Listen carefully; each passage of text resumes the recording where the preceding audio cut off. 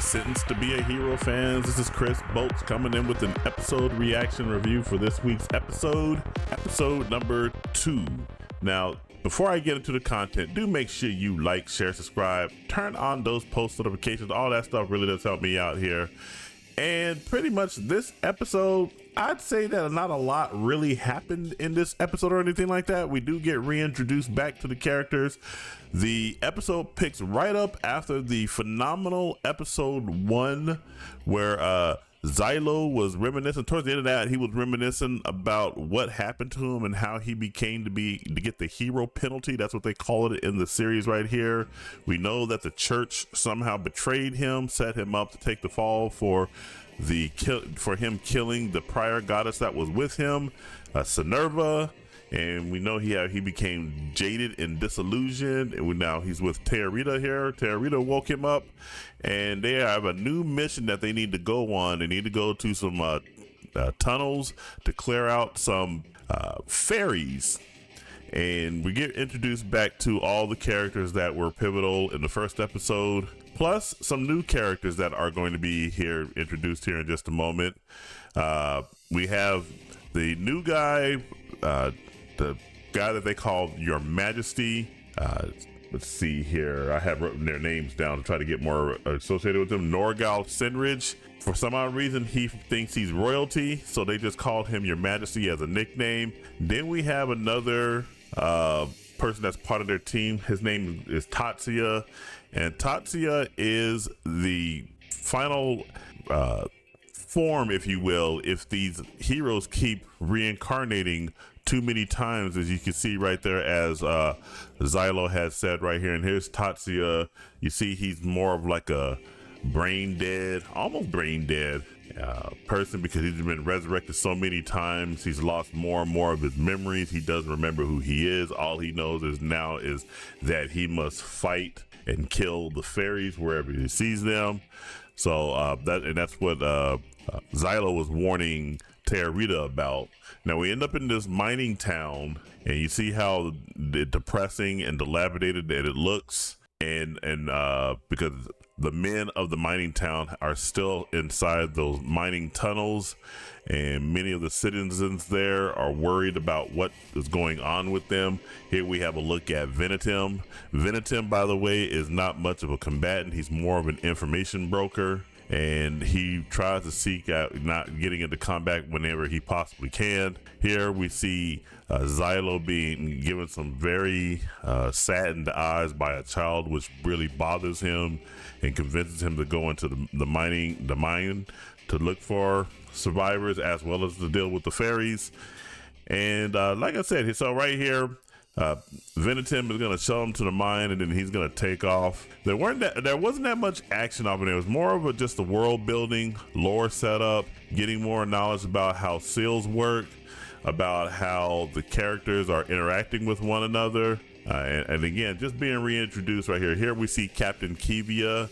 She's been assigned to help the heroes clear out this tunnel, and we go forward right here. Here's a really quick battle of with some fairies that were discovered after Xylo had picked the wall apart. It had an opening there, and we see these fairies that are coming out and attacking them. It's kind of a juxtaposition and a irony, if you will, that they're called fairies, but in reality, in this particular anime, fairies are known more for being these demented looking characters, these demented looking animals. And you see right here, Tearita, she's wanting to contribute, wanting to show her worth so she can get praise from Xylo, her knight. There's a contraption that Norgal had built.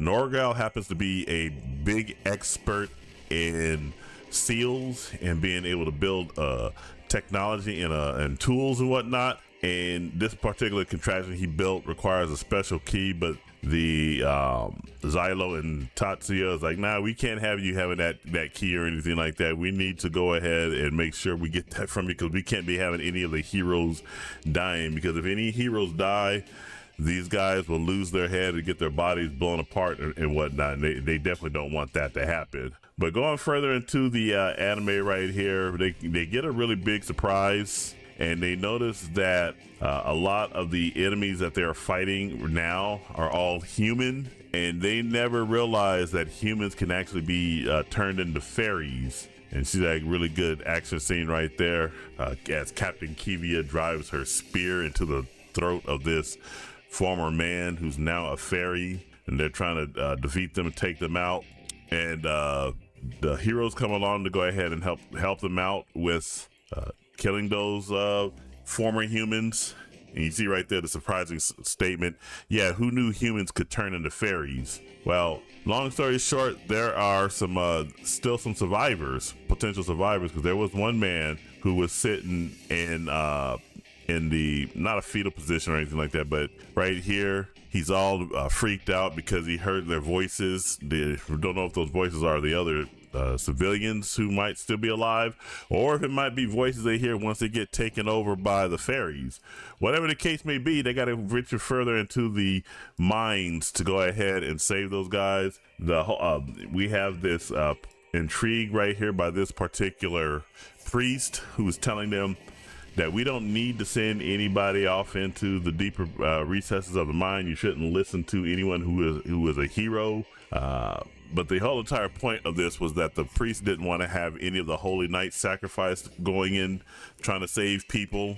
Captain Kivia was actually trying to strategize with Xylo on wanting to rescue those other civilians. But the downside of it is being able to protect the civilians while protecting your flank, and that'd be kind of impossible. So Xylo, being the heroic man that he is, just tells them, hey, you know what, I'll go in there and I'll go ahead and save them, because he did get the same type of look from Tearita that he got from that little girl back in the village, that look of despair and sadness that guilts him into doing things he doesn't want to do. But it was entirely a trick, because going into this into the deeper recesses of the tunnels is a suicide mission, and Xylo tells them, hey, if we don't make it back out, just go ahead and bury us alive. But that would never happen to a goddess, so he tells Captain Kivia to keep the goddess Tearita with their troop until they come back. So it's kind of a promise on the part of Xylo that he wants to go ahead and spare Tearita. Maybe it might give him type of motivation to try to get back to her, because they are partners and whatnot. And it'd be kind of sad if she actually gets separated from him when they found a really good bond. But so that's pretty much what the entire episode was. It wasn't a lot that was actually going on in this episode or anything. So it wasn't as impressive as the first episode. Absolutely not.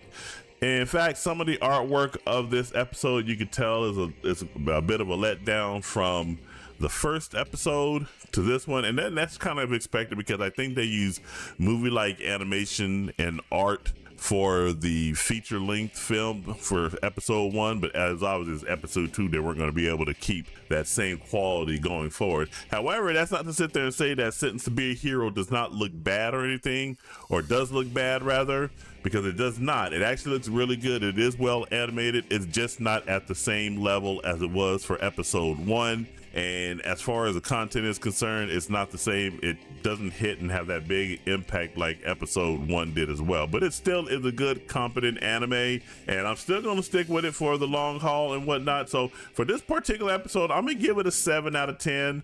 Not a lot happened in it, but it is a lot of world building, a lot of introductions to the characters and whatnot. And I think it still warrants enough going forward. So those are my thoughts on the episode right here. What did you guys think about the episode? Jump down in the comments and let me know what you think.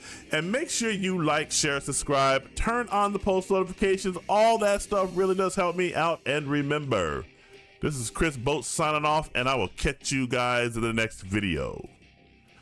Take it easy.